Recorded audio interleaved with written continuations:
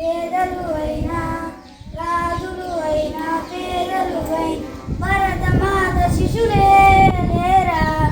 అందాల బంధం ఉంది ఈ వేళలో, ఆత్మీయ రాగం ఉంది ఈ గాలిలో. ఏ కులమైనా ఏ మతమైనా, ఏ కులమైనా ఏ మతమైన భరతమాత శిశులే లేరా.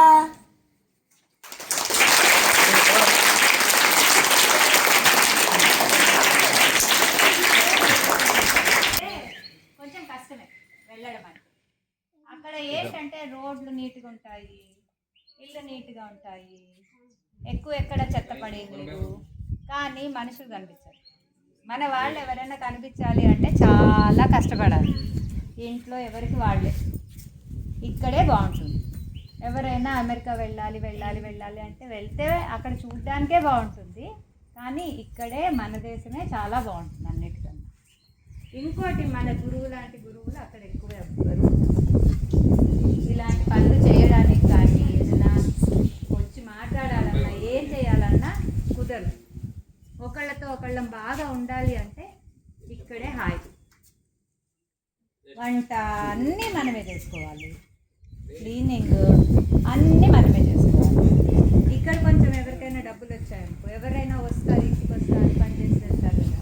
అక్కడ అట్లా ఏముంటుంది.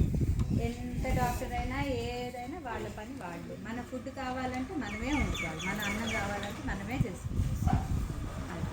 కానీ బాగుండేది ఏంటి, చెత్త ఉండదు, చెప్పాను కదా. తర్వాత వాటర్ ఎక్కడంటే అక్కడ మంచి నీళ్ళు వస్తాయి. తాగాలి అంటే ఎప్పుడైనా ఎక్కడైనా ఉంటుంది వాటర్. బాత్రూమ్స్ చాలా నీట్గా ఉంటాయి ఎక్కడైనా. తర్వాత స్కూల్స్ బాగుంటాయి. కొన్ని స్కూల్స్ చాలా బాగుంటాయి, కొన్ని స్కూల్స్ అంత బాగుంటాయి. అన్ని రకాల ఉంటాయి. తర్వాత చలి చాలా ఉంటుంది, చల్లగా అయిపోతుంది వింటర్ అంటే. అయ్యి తర్వాత అప్పుడు చలేస్తే బయటికి కూడా వెళ్ళలేము. కోట్ వేసుకోవాలి, షూస్ వేసుకోవాలి, గ్లవ్స్ వేసుకోవాలి, అట్లా. ఇంకా ఏం తెలుసుకోవాలి అమెరికా గురించి? ఎవరికైనా క్వశ్చన్ ఉంటే అడగండి, ఎవరైనా సరే, అబ్బాయిలైనా అమ్మాయిలైనా. సినిమాలలో చూస్తుంటారు కదమ్మా అమెరికా గురించి, అవన్నీ క్వశ్చన్స్ అడగండి.